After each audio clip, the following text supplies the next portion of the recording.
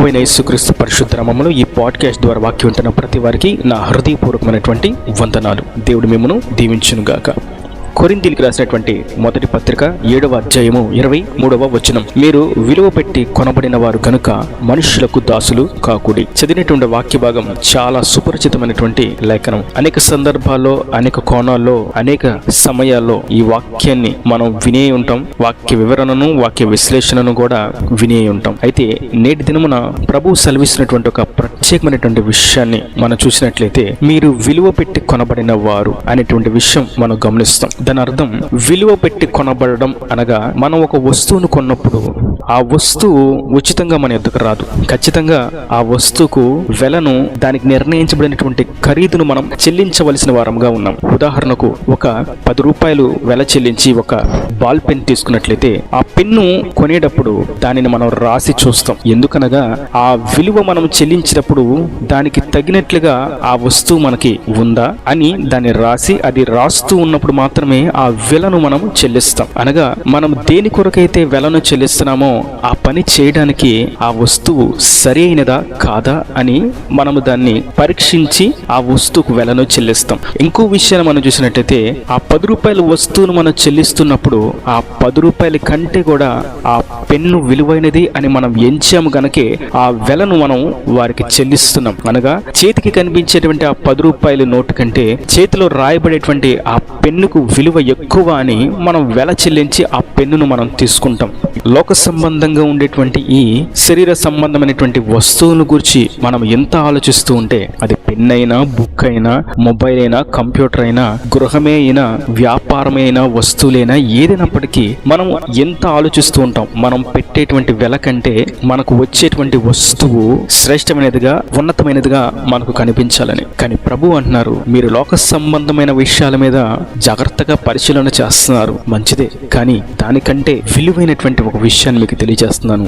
మీరు నాకు విలువైన వారు. మనం అనుకుంటాం, ఈ జీవితం ఇక నేను జీవించలేను, ఈ భారాన్ని ఇక నేను మోయలేను, నేను విలువలేని దానిగా, విలువలేని వాడినిగా నేను ఉన్నాను, నా ఉద్యోగంలో విలువ లేదు, నా వ్యాపారంలో నాకు విలువ లేదు, నా కుటుంబంలో నాకు విలువ లేదు, నా భర్త నాకు గౌరవం ఇవ్వట్లేదు, నా భార్య నన్ను ప్రేమించట్లేదు, బిడ్డలు నన్ను అర్థం చేసుకోవట్లేదు, పెద్దలు నన్ను అర్థం చేసుకోవట్లేదు, నా బిడ్డలు నా యుద్ధకు విధేయతగా లోబడి ఉండట్లేదు అని మనుషులు మనల్ని విలువగా ఎంచట్లేదు అని బాధపడేటువంటి సన్నివేశాలు అనేక సందర్భాల్లో ప్రతి వారికి వస్తూనే ఉంటాయి. కానీ ప్రభు అంటున్నారు, మనుషులు నిన్ను విలువగా ఎంచినా ఎంచకపోయినా, మనుషులు నీకు విలువ ఇచ్చినా ఇవ్వకపోయినా, డబ్బు ఉన్నప్పుడు ఒకలాగా, డబ్బు లేనప్పుడు ఒకలాగా, ఆరోగ్యం ఉన్నప్పుడు ఒకలాగా, ఆరోగ్యం లేనప్పుడు ఒకలాగా, కలిసి ఉన్నప్పుడు ఒకలాగా, దూరంగా ఉన్నప్పుడు ఒకలాగా, రకరకాలైనటువంటి సందర్భాల్లో, సన్నివేశాల్లో మనస్తత్వాలు మారిపోయి విలువలేని వారుగా నిన్ను ఎంచవచ్చు. కానీ నేను నిన్ను విలువ పెట్టుకున్నాను. దాని అర్థం శరీర సంబంధంగా అయితే వస్తువును మనం పరీక్షించి ఆ వెలకు తగిన విధంగా ఆ వస్తువు పనిచేస్తుందా లేదా అని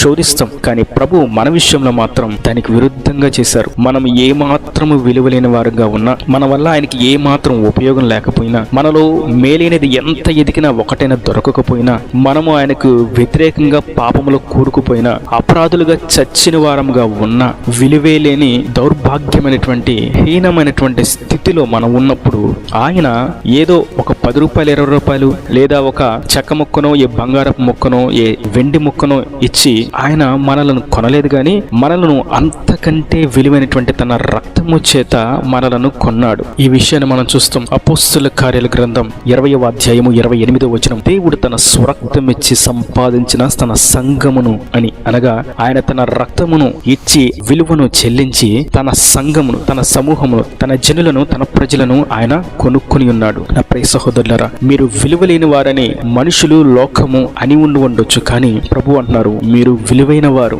మనం ఆయన దృష్టికి విలువైన వారం. మనకు విలువ లేకపోయినప్పటికీ ఆయన వెల చెల్లించి ఆ వెల చేత దానికి విలువను తీసుకొచ్చాడు. ఒకనొక సమయంలో ఒక ఆర్టిస్ట్ ఒక పెయింట్ ను వేసి వేలానికి పెట్టాడు. దాని ఖరీదు కేవలం ఒక పేపర్ ఖర్చు మరియు ఆ రంగుల యొక్క ఖర్చు, ఆ పెయింటింగ్ వేసిన అతని యొక్క నిపుణత ఖర్చు సుమారుగా ఒక 500 రూపాయలు.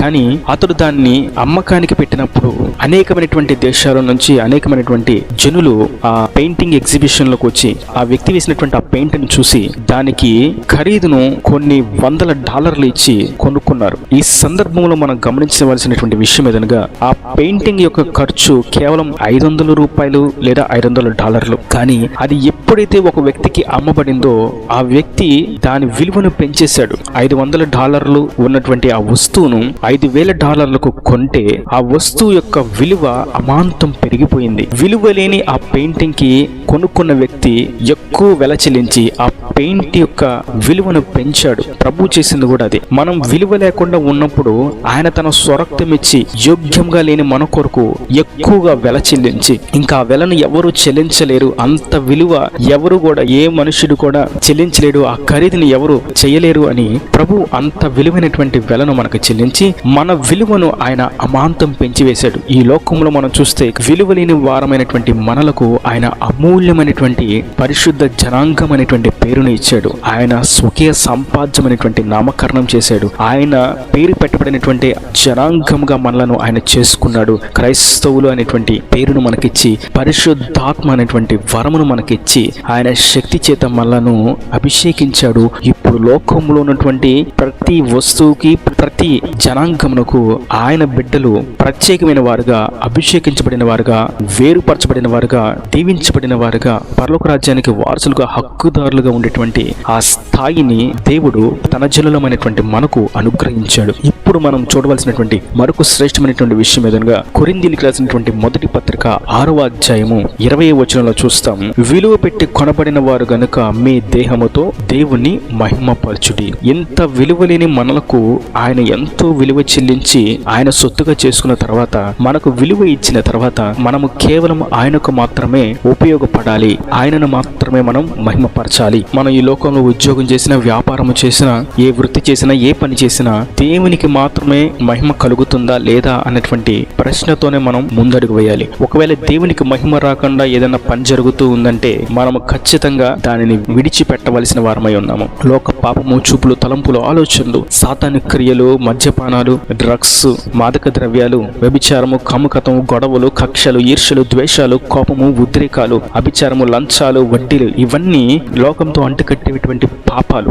ఇవి చేసిన వారు దేవుని మహిమపరచలేరు. వారి దేహం పాపానికి కట్టబడి ఉంటుంది. వారు పాపములో కూరుకొని ఉంటారు, పాపపు గోతులో మునిగిపోయి ఉంటారు. అయితే వీటికి విరుద్ధంగా ప్రభువుకు మహిమ చెల్లించే విధంగా పవిత్రంగా, పరిశుద్ధంగా, ప్రేమయుక్తంగా, యథార్థంగా, నమ్మకంగా, నీతిగా, నిజాయితీగా జీవించే వారు దేవునిని మహిమపరచగలుగుతారు. మన దేహము చేత కేవలం దేవునికి మాత్రమే మహిమ రావాలి. కారణం, విలువలేని మనకు ఆయన వెల చెల్లించాడు. మనకు విలువ లేకపోయినప్పటికీ మనకు వెల చెల్లించి మనలను విలువ కలిగిన వారుగా ఆయన చేశాడు. లోకం మనలను తృణీకరించిన ఆయన మనలను ఎన్నుకున్నాడు. లోకం మనలను ప్రేమించకపోయినా ఆయన మనలను ప్రేమించాడు. లోకం మన కొరకు ఏది ఇవ్వకపోయినా ఆయన మన కొరకు తన ప్రాణమును అర్పించాడు, తన రక్తమును కార్చాడు. లోకం మనకి ఇది చేస్తాను, అది చేస్తానని ఏ వాగ్దానము చేయకపోయినప్పటికీ ఆయన మనకు ఒక శ్రేష్టమైనటువంటి వాగ్దానము చేశాడు. మీరు నేనుండు దేశంలో, నేనుండు నా రాజ్యంలో, నేనుండు నా స్థానములో, నేనుండు ఆ నిత్య పరలోక రాజ్యంలో మీరు ఉంటారు అని ఆయన వాగ్దానము చేశాడు. నేను లోకమును జయించినట్లు మీరును లోకము జయించండి, నా సింహాసనాన్ని మీకు ఇస్తానని వాగ్దానము చేశాడు. లోకం మనకు ధైర్యం ఇవ్వకపోయినా ఆయన మనకు ధైర్యమును ఇచ్చాడు. భయపడకుడి, యుగ సమాప్తి వరకు సదాకాలం మీతో ఉన్నవాడను నేనే అని ధైర్యపరిచాడు. లోకం మనతో మాట్లాడడానికి ఇష్టపడకపోయినా తన వాక్యము చేత మనతో ప్రతి దినం మాట్లాడుతూనే ఉన్నాడు. లోకం మన మాటలను వినడానికి ఇష్టం చూపించకపోయినా, మన మాటలు వింటూనే వారికి అసహ్యంగా ఉన్నప్పటికీ ఆయన మన మాటలను వినడానికి ప్రార్థన రూపంలో మన స్వరం ఆయన చెంతకు చేరినప్పుడల్లా ఆయన స్పందించడానికి మన పక్షమున, మన కొరకు ఆయన తిరిగే ఉన్నాడు. లోకం మనలను వెలివేసినప్పటికీ ఆయన పవిత్రమైన దయగలిగినటువంటి చేతులు చాచి దినమెల్లా మనలను కౌగిల్లో భద్రపరచడానికి ఆయన చెయ్యి చాచి ఉంచాడు. లోకం మనలను మర్చిపోయినప్పటికీ, మనము చేసినటువంటి మేలులు, ఉపకారాలు అన్నీ మర్చిపోయినప్పటికీ ప్రభువు మాత్రం తన అరిచేతుల్లో మనలను చెక్కుకొని దినమెల్లా జ్ఞాపకంగా మనలను ఆయన చూస్తూ ఉన్నాడు. మన ప్రార్థన ప్రాకారముల మీద ఆయన కనుదృష్టి ఉంచాడు. మనల్ని దీవించడానికి ఆయన రెక్కల నీడలో మనల్ని భద్రపరిచాడు. ఏ శత్రువు మన దగ్గరికి చేరకుండా ఆయన అగ్నికోటలో మనలను భద్రపరుస్తున్నాడు. నా ప్రియ సహోదరులారా, విలువలేని జనాంగమని, నీకు విలువ లేదని మనుషులు నా ప్రభు అంటున్నారు. నీవు విలువైన వాడవు, నీవు విలువైన దానవు, నీవు నా రక్తంలో కడగబడినటువంటి నా స్వకీయ సంపాద్యము. నీ దేహముతోనూ, నీ క్రియలతోనూ, నీ ప్రవర్తనతోనూ నన్ను మహిమపరచు, నేను అమూల్యమైనటువంటి వానిగా నేను చేసి ఉన్నందుకు నాకు సాక్షిగా జీవించమని ప్రభు సెలవిస్తుండగా ఆయన కొరకు మనం జీవిస్తాం, ఆయన కొరకు మనం వెలిగించబడి ఆయన కొరకు ప్రజ్వలింప చేయబడదాం, ఆయన సాక్షిగా లోకంలో పత్రికలుగా మార్చబడదాం, దేవుని రాజ్యానికి వారసులుగా చేర్చబడదాం. ఈయన దేవుని మాటల ప్రతి వాని హృదయంలో నీరు కట్టి ఫలింపు చేయను గాక. ఆమేన్. God bless you. తలలు వంచి కన్నులు మూసేటైతే మీ కొరకు చిన్న ప్రార్థన. ప్రేమ స్వరూపి కరుణ కటాక్షం గల తండ్రి, నా ప్రభు వాక్యమైన ప్రతి వారిని మీరు నిండాలుగా దీవించండి, ఆశీర్వదించండి, రాకడ రాజ్యాన్ని సిద్ధపరచండి. ఇంకొన్న తండ్రి విలువలేనటువంటి మాకు మీరు విలువిచ్చారని సెలవిచ్చారు, నీ కొరకు ఉపయోగపడినట్లుగా నీ కొరకే నీ మహిమ కొరకు జీవించినట్లుగా సహాయం చేయండి. ఇంకా వారి ప్రతి అవసరతను అక్కర్ను నీ మహిమశలు తీర్చి నీ సన్నిధిలో సాక్షి నిలబెట్టి రాకడ రాజ్యాన్ని వారసులు చేసుకోమని యేసు పరిశుద్ధ నామములో ప్రార్థించి వేడుకుంటున్నాను తండ్రి. ఆమేన్. ఆమేన్.